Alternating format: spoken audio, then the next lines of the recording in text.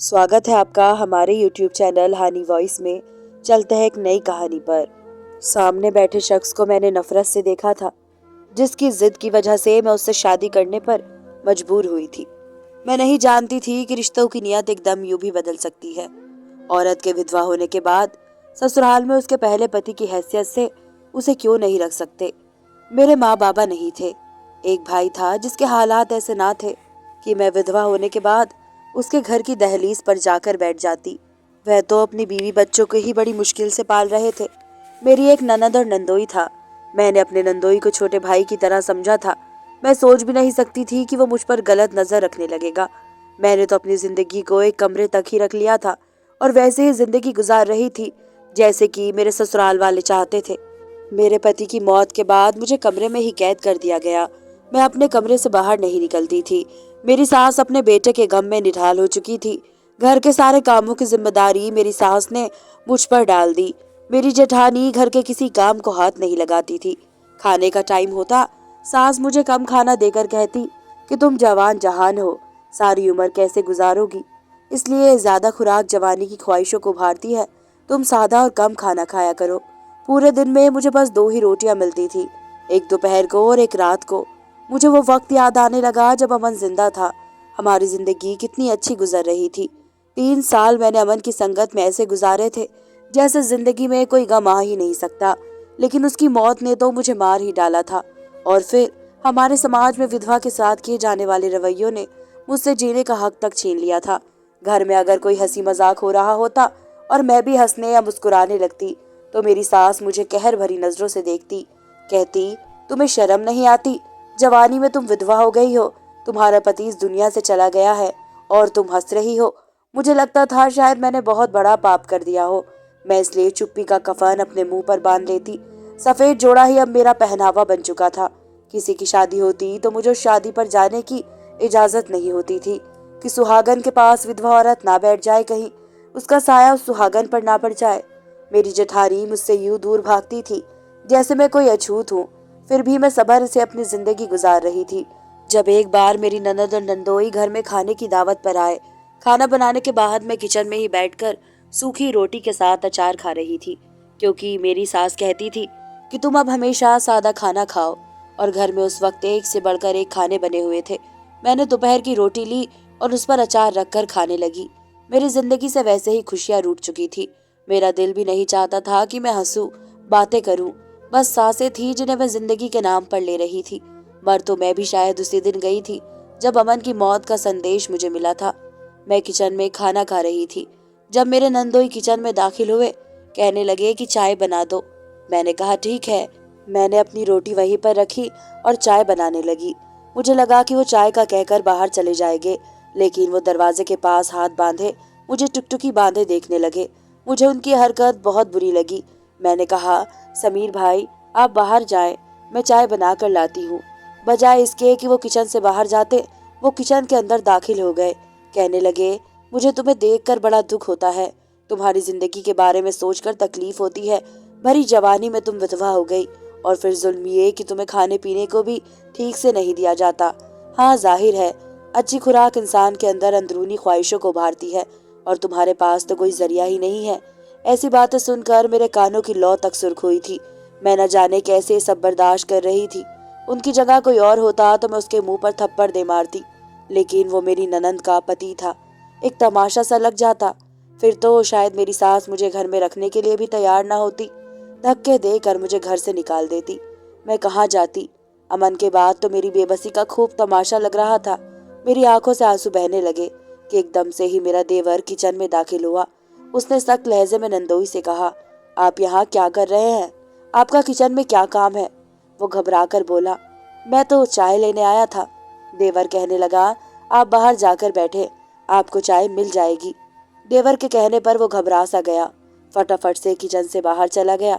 मैं परेशान हो गई कि कहीं देवर मुझे ही गलत ना समझे, क्योंकि अब वो मुझे गुस्से से देख रहा था। मेरे पास आया, कहने लगा, मुंह में जुबान नहीं है आपके? कब से वो बकवास कर रहा है, आप चुपचाप सुन रही हैं? मुंह क्यों नहीं तोड़ा उसका? मैंने कहा, अगर तुम खुद को मेरी जगह रखकर सोचो तो तुम्हें तुम्हारे हर सवाल का जवाब मिल जाएगा। इस घर के अलावा मेरे पास दूसरा कोई सहारा नहीं है, इसलिए सहना पड़ता है। ये कहकर मैंने अपने आंसू साफ किए और कपों में चाय डालकर उसे कहा कि जाओ बाहर देकर आ जाओ। मैंने अपनी सूखी रोटी उठाई और अपने कमरे में जाने लगी। वो कहने लगा, ये खाती है आप भाभी? मैंने कहा, हाँ, मेरे नसीब में अब यही है, और मैं ये क्यों खाती हूँ इसका जवाब तुम अपनी माँ से पूछ लेना। ये कहकर मैं अपने कमरे में चली गई। उसके बाद देवर की नजरें मुझ पर बदलने लगी। मैंने नोट किया वो मुझे देखने लगा था। मुझे ये सब बुरा लग रहा था क्योंकि मैं उसे भाई समझती थी, लेकिन पति के मरने के बाद शायद समाज की नजरें ही बदल जाती हैं। एक बार तो हंगामा समझ गया। मैं देवर से ऐसी बात की उम्मीद नहीं कर सकती थी। मैंने हमेशा उसे अपने छोटे भाइयों जैसा समझा था। हालांकि वो उम्र में मेरे ही बराबर था, लेकिन अमन के होते हुए वो अक्सर अमन की डांट डपट सुनकर मेरे पास आता था। कहता था, भाई को समझाती क्यों नहीं है, हर वक्त मेरे पीछे पड़े रहते हैं, उन्हें क्यों मेरी आज़ादी पसंद नहीं है। ये सुनकर अमन कमरे में आ जाते और देवर से कहते, यहाँ क्या कर रहे हो अभी तक, दुकान पर क्यों नहीं गए? तुम्हें एहसास नहीं है कि कारोबार भी करना है? जब देखो इधर उधर घूमते रहते हो, क्रिकेट खेलते रहते हो। वो जब अमन को गुस्से में बिखरे हुए देखता तो मेरे पीछे छुप जाता। भाभी बचाए, इस खूंखार से मुझे हर वक्त डांटता रहता है। यह सुनकर अमन मुझे कहते, बीच में से हटो, आज तो मैं इसके कान खींचूंगा। मुझसे कह रहा था बस दुकान जा रहा हूँ और आके कमरे में तुम्हारे पीछे छुप गया। आज नहीं छोड़ूंगा इसे। लेकिन मैं कहती थी कि छोड़ दो, कोई बात नहीं, वक्त के साथ खुद ही संभल जाएगा। क्यों मेरे छोटे भाई के पीछे पड़े रहते हो?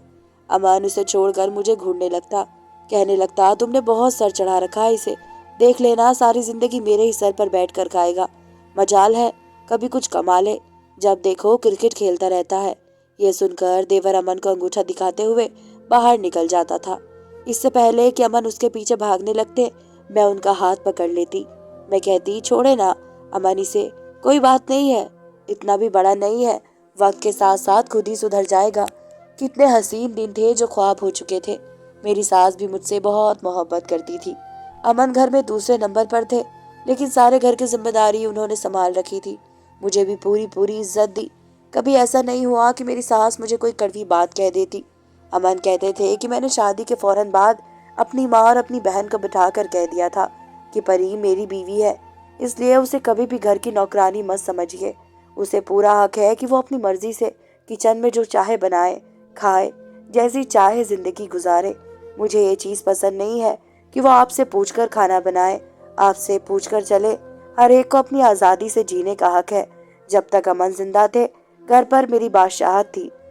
मेरी सास मेरे सदके जाती थी, लेकिन उस एक शख्स के चले जाने से जैसे मेरी जिंदगी आसमान से जमीन पर आ गिरी थी। जिंदगी मुश्किल तो थी, लेकिन देवर की बात ने और मुश्किल तरीन कर दी थी। मेरी सास बड़े गुस्से से मेरे कमरे में दाखिल हुई।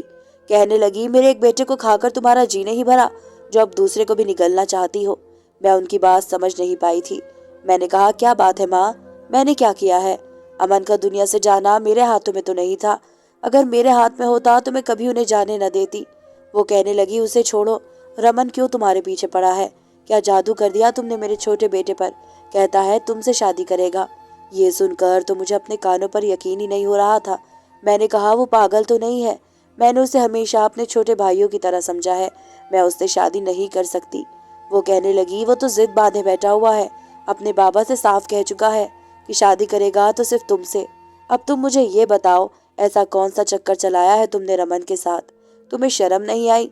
हमारे नाक के नीचे तुम रमन को अपने जाल में फंसा रही थी। मैंने कहा, मैंने ऐसा कुछ नहीं किया, आप चाहे मुझसे जो मर्जी कसम ले ले। मेरी सास गुस्से से कमरे से बाहर चली गई। मुझे रमन पर बहुत गुस्सा आ रहा था। उसे क्या जरूरत पड़ी थी ये तमाशा लगाने की और ये सब कहने की? मैं सीधा रमन के कमरे में गई। मैंने उसे कहा कि क्या नया तमाशा लगाया है तुमने? घर पे सब लोग मुझे बुरा भला कह रहे हैं। वो कहने लगा, मैंने क्या किया है? मैंने कहा, ये क्या कहा है तुमने कि तुम मुझसे शादी करना चाहते हो? वो कहने लगा, तो इसमें बुराई क्या है? मैंने कहा, मैं तुम्हारे भाई की विधवा हूँ। वो कहने लगा, मुझे पता है। मुझे उसके जवाब पर हैरत हुई। मैंने कहा, तुम पागल तो नहीं हो गए? तुम जानते हो मैंने तुम्हें हमेशा अपना छोटा भाई समझा है। कहने लगा, छोटा भाई मैं आपका उस वक्त तक था जब तक अमन भाई जिंदा थे। मैंने उसके सामने हाथ जोड़ दिए, रोने लगी। मैंने कहा, इस घर के अलावा मेरी कोई पनाहगाह नहीं है। मेरा भाई मुझे नहीं रख सकता, वरना मैं उसके घर चली जाती। रब के लिए मेरी जिंदगी को और मुश्किल में मत डालो। मुझे यहाँ पर सर छुपाने के लिए जो जगह मिली है उसे मत छीनो। कहने लगा, आपको सहारा दे रहा हूँ अपने नाम का। मैंने कहा, मुझे नहीं चाहिए तुमसे कुछ भी। तुम्हारी बात पर माँ को ये लग रहा है जैसे मैंने तुम्हें अपने जाल में फंसाया है। मुझे लगा ये बात सुनकर वो मुझसे शादी से इनकार कर देगा। वो कहने लगा, जिसको जो समझना है समझने दे। बाबा मेरे फैसले से राजी है, आप भी शादी की तैयारी करें। मैंने कहा, मैं तुमसे हरगिज शादी नहीं करूंगी। ये कहकर मैं अपने कमरे में आकर अमन की तस्वीर पकड़कर रोने लगी, उसे याद करने लगी। वो होता तो किसी की हिम्मत नहीं थी कि मुझ पर गलत निगाह डालता। पहले मेरी ननद के पति की घटिया बातें मैं न जाने कैसे बर्दाश्त कर रही थी, और अब देवर भी, उसने तो हद ही कर दी थी। अगले रोज मेरे ससुर ने जब मुझसे शादी के लिए पूछा तो मैंने इनकार कर दिया। मैंने कहा, मैं शादी नहीं कर सकती। मैंने हमेशा उसे छोटे भाइयों जैसा समझा है। बाबा, क्या मैं अमन के नाम पर यहाँ नहीं रह सकती? वो कहने लगे कि अगर तुमने शादी से इनकार कर दिया तो मजबूरन मुझे तुम्हें तुम्हारे भाई के घर छोड़ना पड़ेगा। फैसला तुम्हारे हाथ में है, लेकिन मेरी ख्वाहिश है कि तुम मेरे घर में ही रहो। मेरी सास कहने लगी, जब वो इनकार कर रही है तो आप क्यों उसके साथ जबरदस्ती कर रहे हैं? वो कहने लगे, बच्ची है, अभी इतनी समझ नहीं है इसे कि आगे कितने मसले बढ़ जाएंगे। लेकिन रमन का फैसला बिल्कुल ठीक है। जाहिर है कल को उसकी भी शादी होगी। क्या उसकी बीवी परी की जिंदगी और तंग नहीं कर देगी? वो किसी सूरत भी परी को बर्दाश्त नहीं करेगी। आज हम लोग जिंदा है, कल को नहीं रहेंगे तो इसका क्या होगा? ये किसी ने सोचा है? ये हमारे अमन की निशानी है, हम इसे बेघर नहीं कर सकते। इसलिए रमन का फैसला बिल्कुल सही है। फिर मुझसे कहने लगे कि मैं चाहूंगा तुम इस फैसले की इज्जत करो, ये तुम्हारी जिंदगी के लिए बेहतर होगा। तुम्हें सहारा चाहिए तो वो रमन की सूरत में ही तुम्हें मिल सकता है। रमन से शादी करना मेरी मजबूरी थी, मुझे वाकई एक सहारे की जरूरत थी। और ये बात भी ठीक थी कि रमन की बीवी आती तो मुझे कभी भी बर्दाश्त नहीं करती। लेकिन ये भी सच था कि मैं अमन की जगह किसी को नहीं दे सकती थी। इसलिए मैं सोच चुकी थी कि रमन से कह दूंगी कि वो दूसरी शादी कर ले, मुझे उसके नाम के अलावा कुछ नहीं चाहिए। फिर मैंने सोचा शायद वो भी मुझसे शादी इसलिए ही करना चाहता है ताकि मुझे सहारा दे सके, मुझे नाम दे सके। मैंने शादी के कपड़े नहीं पहने थे जो रमन ने एक नौकरानी के हाथ मेरे कमरे में भिजवाए थे। मैं एक बार दुल्हन बन चुकी थी, दोबारा बनना मेरी कोई ख्वाहिश नहीं थी। मैंने उसी सफेद जोड़े में शादी की थी, और शादी करते हुए मुझे अमन से शादी का वक्त याद आ गया था। मेरी आंखों से आंसू उस वक्त बह रहे थे। मैंने जब रमन को स्वीकार किया उस वक्त मुझे रमन से नफरत महसूस हो रही थी, क्योंकि मैं उसे अपने पति की जगह पर नहीं देख सकती थी। जब वो मेरे कमरे में आया, उसने दरवाजा बंद किया। मुझे लगा किसी ने मेरा दिल मुट्ठी में लेकर दबोचा हो। जैसे ही वो मेरे पास आकर बैठा, मैं पीछे हट गई। वो कहने लगा, मैंने आपको शादी का जोड़ा भिजवाया था, वो क्यों नहीं पहना आपने? मैंने कहा, मैं तुम्हें कभी भी अमन की जगह नहीं दे सकती। हाँ, तुम्हारा मुझ पर यह एहसान रहेगा कि इस घर में मुझे रखने के लिए तुमने मुझे अपना नाम दिया है, लेकिन मेरी तरफ से तुम्हें पूरी इजाजत है। तुम जब चाहो दूसरी शादी कर सकते हो। उसने बड़ी बेतकल्लुफी से मेरा हाथ पकड़ा। कहने लगा, मैं पहली शादी तो निभा लूं, दूसरी के बारे में बाद में सोचूंगा। इससे पहले कि वो मेरे करीब आता, मैंने अपना हाथ उससे छुड़वाया और बेड से खड़ी हो गई। मैंने कहा, नहीं रमन, मुझे इस आजमाइश में मत डालो, मैं तुम्हें अमन की जगह नहीं दे सकती। ये कहकर मैं रोने लगी। मुझे वो रोता देखकर वो कहने लगा, ठीक है, आप परेशान ना हो, सो जाए। उसने तकिया उठाया और सोफे पर जाकर लेट गया। मैंने साइड टेबल पर रखी अमन की तस्वीर उठाई, सीने से लगाई, रोते हुए सो गई।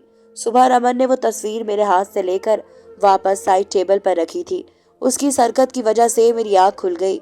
4 दिन गुजर गए थे, उसने मुझे दोबारा कुछ नहीं कहा था। मैं भी पूरे सुकून से हो गई। लेकिन चंद दिन बाद उसने मुझसे कहा, आज के बाद मैं आपको सफेद कपड़ों में ना देखूं, ना ही इतनी सादगी में रात को जब मैं काम से वापस आऊं तो तैयार रहिएगा। ये कहकर वो तो चला गया, लेकिन मैं परेशान हो गई। रात को मुझे उसी हुलिये में देखकर उसके माथे पर बल पड़े थे, लेकिन मुझे परवाह ना थी। उसके कमरे में आने से पहले मैं साइड टेबल पर रखी अमन की तस्वीर पकड़े रोते हुए उससे बातें कर रही थी। जब रमन कमरे में दाखिल हुआ, मुझे देखकर उसने कमरे का दरवाजा जोर से बंद किया। काफी गुस्से में था, मेरा दिल डर से कांपा था। वो मेरे पास आया, मेरे हाथ से अमन की तस्वीर को छीना। ये देखकर मुझे उस पर गुस्सा आने लगा। मैंने कहा, मुझे अमन की तस्वीर वापस करो रमन। वो कहने लगा, क्यों करूं वापस? उसका लहजा काफी तेज था। कहने लगा, बहुत दिन से ये सब बर्दाश्त कर रहा हूँ। जब मैं रात को कमरे में आता हूँ, तुम भाई की तस्वीर पकड़े उनसे बातें कर रही होती हो, मेरे सामने उस तस्वीर को चूमती हो, सीने से लगाती हो। क्यों मेरे सब्र का इम्तिहान ले रही हो? रमन की बातें सुनकर मुझे अफसोस सा हुआ था। मैंने कहा, मैं तुमसे पहले भी कह चुकी थी कि अमन की जगह मैं तुम्हें नहीं दे सकती। वो कहने लगा, तुम्हारे ऐसा करने से भाई वापस आ जाएंगे क्या? या उन्होंने कहा था कि तुम उनके मरने के बाद भी सती बन के जिंदगी गुजार दो? ये सब पागलपन है जो तुम कर रही हो। मैंने तुमसे शादी इसलिए नहीं की थी कि तुम मेरे होते हुए मेरे भाई की तस्वीर को सीने से लगाओ। मानता हूँ मुझे अपने भाई से बहुत मोहब्बत है, लेकिन मैं ये कभी नहीं चाहूंगा कि मेरी बीवी ऐसी हरकतें करे। उतारो ये विधवा की चादर और जाओ, तैयार होकर आओ मेरे लिए, और इस बार मैं तुम्हारा कोई बहाना नहीं सुनूंगा। ये कहकर उसने अमन की तस्वीर अलमारी के लॉकर में रख दी। ये देखकर मुझे रमन और भी बुरा लगने लगा। मैं वैसे ही बैठी रही। रमन कुछ देर मुझे देखता रहा, फिर कहने लगा, मर्जी है तुम्हारी। ये कहकर उसने ड्रेसिंग के दराज से कांच की चूड़ियां निकाली और मेरे पास आकर बैठ गया। मेरे हाथ को थामकर उसने कलाइयों की चूड़ियों से भर दिया। कहने लगा, इसे हमेशा अपने हाथों की जीनत बनाए रखना। रात भर रोने की वजह से सुबह तक मेरी आंखें सूजी हुई थी। मैंने नहाकर एक हल्के रंग का लिबास पहन लिया, लेकिन अब रमन मेरी एक भी नहीं सुनता था। फौरन से मुझे मेहरून रंग का एक फैंसी जोड़ा निकाल कर दिया। कहने लगा, इसे पहनो, मुझे ये रंग पसंद है। इससे पहले कि मैं इंकार करती, वो सख्त रवैये पर उतर आया। कहने लगा, जल्दी से कपड़े बदल कर आओ। मैं चाहकर भी उसे कुछ नहीं कह पाई। जब कपड़े बदल करके रमन के साथ कमरे से बाहर निकली तो सब नाश्ते की टेबल पर बैठे थे।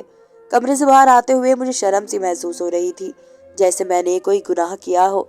रमन ने कमरे से बाहर निकलते ही मेरा हाथ थाम लिया, मुझे अपने साथ डाइनिंग टेबल के पास लाया, मुझे कुर्सी खींच कर दी, मेरे साथ बैठ गया।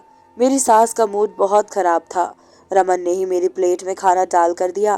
कहने लगा, पेट भर खाना खाना है, अब तुम्हें एक रोटी खाने की जरूरत नहीं है। ये बात सुनकर मेरी सास और जेठानी मुझे घूरने लगी। रमन कहने लगा, माँ, आज के बाद मैं किसी को भी परी को बेइज्जत करते हुए ना देखूं, और ना ही कोई से उल्टे सीधे ताने देता नजर आए। अब वो अमन भाई की विधवा नहीं है, मेरी बीवी है, इसे इसी हैसियत से अपनाया जाए। मैं एकटुक रमन को देख रही थी, जो मुझे रमन कम और अमन ज्यादा लग रहा था। आज मुझे रमन में अमन की झलक नजर आ रही थी। मुश्किल से ही सही, लेकिन सबने मुझे रमन की हैसियत से स्वीकार कर लिया था। रमन मेरा बहुत ख्याल रखता था, लेकिन मैं उससे खिंची खिंची रहती थी। मगर 1 महीने बाद ही मैं उम्मीद से हो गई। हालांकि अमन की संगत में मैंने 3 साल गुजारे थे, लेकिन मुझे औलाद नहीं हुई थी। लेकिन रमन के साथ शुरू किए गए मजबूरी के इस रिश्ते में शायद ये पहली खुशी थी जो मुझे मिली थी। रमन बहुत खुश था, और अब तो मेरी सास भी बहुत खुश हो गई थी। लेकिन रमन का तो बस नहीं चल रहा था कि क्या कुछ ना कर गुजरे। मुझे पाँव तक जमीन पर रखने नहीं देता था। दुकान पर होता तो कई बार मुझे फोन करके पूछता, तुमने फ्रेश जूस पिया है, खाना ठीक से खाया है, कुछ ना खाने को जी चाहे तो मुझे बता देना। मेरे दिल में अब रमन की मोहब्बत घर करने लगी थी। मैंने एक बेटे को जन्म दिया। सब बहुत खुश थे। रमन की मुझसे मोहब्बत दिन ब दिन बढ़ती जा रही थी। अब मैं भी उसे चाहने लगी थी, उसका ख्याल रखने लगी थी, उससे बातें भी करती थी। अक्सर वो मेरे साथ बैठता तो मेरा सर अपने कंधे पर रख देता। कहता, बस मेरे करीब रहा करो, अपने होने का एहसास दिलाती रहा करो, मुझ पर हक जमाया करो, मुझे अच्छा लगता है। मेरी झिझक काफी हद तक दूर हो गई थी। रमन की मोहब्बत ने मुझे नई जिंदगी दे दी थी, लेकिन उसके बाद जो कयामत मुझ पर टूटी, मेरा होश गुम हो गया। 2 साल हो गए थे हमारी शादी को। मेरा बेटा 1 साल का हो गया था। इन 2 सालों में रमन ने मुझ पर अपनी सारी मोहब्बत न्यौछावर कर डाली थी। मेरा बेटा 1 साल का हुआ तो उसकी सालगिरह रमन ने घर के बड़े से सहन में अरेंज करवाई थी। सब मेहमान मौजूद थे, हम केक काटने ही लगे थे जब बाहर की डोरबेल बजी। दरवाजा मेरी ननद ने खोला था। सामने आने वाले को देखकर उसकी चीख बुलंद हुई थी। हम सबकी नजरें ननद की तरफ उठी। जब वो शख्स अंदर दाखिल हुआ, उसे देखकर मैं अपना अगला सांस लेना भूल गई। वो अमन था, मेरा पहला पति। वो जिंदा था। ये कैसे मुमकिन था? अमन की बेताब नजरें मुझे तलाश कर रही थी, और मैं यूं थी कि जैसे पत्थर की हो चुकी थी। सभी अमन को जिंदा देखकर उसके पास चले गए, उससे गले मिलने लगे। चंद साल पहले अमन दुबई के लिए जहाज में बैठे थे, लेकिन वो जहाज क्रैश हो गया था। सुनने में यही आया था कि सब यात्री मर चुके हैं, लेकिन वो इस वक्त जिंदा खड़े थे। कहने लगे कि जहाज आसमान की बुलंदी तक नहीं पहुंचा था, बस जमीन से कुछ ही ऊपर था। जब जहाज के टायर को आग लग गई, बहुत से मुसाफिर हंगामी रास्तों से बाहर निकलने लगे। मैं भी जहाज से नीचे कूद गया। जहाज उस वक्त समंदर के ऊपर था। जैसे ही मैं पानी में गिरा, जहाज के धमाके की आवाज मैंने सुनी थी, लेकिन उसके बाद मुझे किसी चीज का कोई होश ना था। मुझे चंद दिन पहले होश आया, फिर पता चला कि मैं पिछले 2-2.5 साल से कोमा में था। न जाने मुझे किसने बचाया और हॉस्पिटल में पहुंचा दिया। मेरा तो अब इस बात पर पूरा यकीन हो चुका था कि मारने वाले से बचाने वाला बड़ा होता है। मेरी सास अमन के गले लग गई रोई जा रही थी। बेयकीनी से अमन के चेहरे पर हाथ फेर रही थी। जैसे उन्हें अभी भी यकीन ना आ रहा हो। सब अमन के पास थे, बस मैं दूर खड़ी थी। समझ नहीं पा रही थी कि ये सब हुआ क्या है। अमन की जब मुझ पर नजर पड़ी तो अपना हाथ मेरी तरफ बढ़ाकर मुझे अपने पास बुलाने लगे। कहने लगे, परी तुम क्यों दूर खड़ी हो? देखो तुम्हारी दुआओं ने मुझे तुम्हारे पास जिंदा और सही सलामत भेज दिया। इधर आओ मेरे पास। एक बाजू से उन्होंने मेरी सांस को अपने गले लगा रखा था, दूसरे हाथ को फैलाए वो मेरे इंतजार में थे और मुझे लगा मेरे कदमों में अनदेखी जंजीरें पड़ चुकी हैं। मैं कैसे जाती उनके पास? मैं उस वक्त रमन की बीवी थी। वो खुद ही मेरे पास आ गए। मेरी आंखों से टप टप आंसू बह रहे थे। अमन ने मुझे अपने गले लगा लिया। मुझे एक करंट सा लगा। मेरी नजरें अमन के पीछे खड़े रमन पर जाकर टिकी, जो मुझे ही देख रहा था। अमन कहने लगे, होश में आते ही मुझे माँ बाबा के बाद तुम्हारा ख्याल आया था कि तुम तो इस 2-2.5 साल में रो रो कर पागल हो चुकी होगी। रमन मुझे देख रहा था।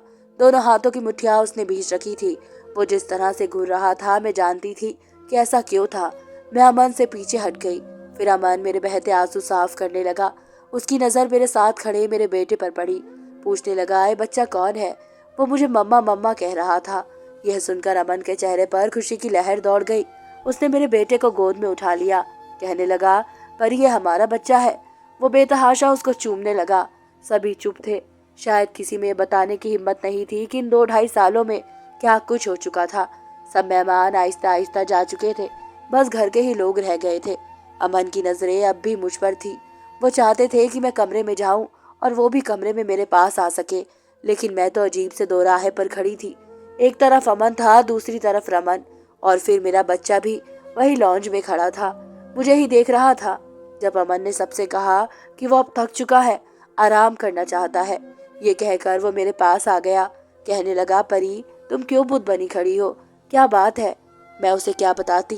कहने लगा, अच्छा तुम्हें अभी तक यकीन नहीं आ रहा कि मैं जिंदा सलामत लौट आया हूँ? वो मुस्कुराने लगा। जैसे ही उन्होंने मेरा हाथ थामा, रमन हमारे पास आ गया। कहने लगा, भाई परी अब आपकी कुछ नहीं लगती। उसने अमन के हाथ से मेरा हाथ छुड़वाया। मैं तो पहले ही बेजान खड़ी थी। अमन हैरत से रमन को देखने लगा। कहने लगा, मैं समझा नहीं, कहना क्या चाहते हो तुम? वो कहने लगा, हमें ये पता चला था कि आप मर चुके हैं, इसलिए मुझे परी से शादी करनी पड़ी। ये सुनकर रमन की रंगत फीकी पड़ गई थी। रमन कहने लगा, और ये आपका नहीं मेरा बेटा है। यह सुनकर रमन हैरत से कभी मुझे कभी रमन को देखने लगे। मेरी सास भी अमन के पास आ गई। मेरे ससुर भी उसे बताने लगे कि किन हालात में शादी करनी पड़ी। अमन फटी फटी आंखों से सबको देख रहे थे। फिर अपना सर पकड़कर सोफे पर बैठ गए। कुछ देर अपना सर दबाने लगे, फिर नहीं में सर हिलाने लगे। कहने लगे, नहीं ये कैसे हो सकता है? ये नहीं हो सकता। परी बीवी है मेरी, रमन से कैसे? वो अपना सर दबाने लगे, फिर अपने कमरे में चले गए। मेरी सास और ससुर भी अपने कमरे में चले गए। बस मैं लॉन्ज में खड़ी थी। रमन मेरे पास आया। कहने लगा, परी चलो अपने कमरे में। मैं खाली खाली आंखों से उसे देख रही थी। वो मेरा हाथ थाम कर मुझे कमरे में ले गया। मैं बेजान सी बेड पर बैठ गई। उस वक्त मैं रमन के पसंदीदा लिबास में तैयार थी। आज उसने मेरी तारीफ भी बहुत की थी। मैं खुश भी बहुत थी, लेकिन अब मेरी जिंदगी सवालिया निशान बनकर रह गई थी, जिसमें कसूर किसी का भी नहीं था। रमन मेरे सामने बैठ गया। उसने मेरा हाथ पकड़ा, लेकिन मैंने छुड़वा लिया। ये देखकर रमन के चेहरे पर परेशानी के आसार उभरे। कहने लगा, परी मैं बहुत मोहब्बत करने लगा हूँ तुमसे।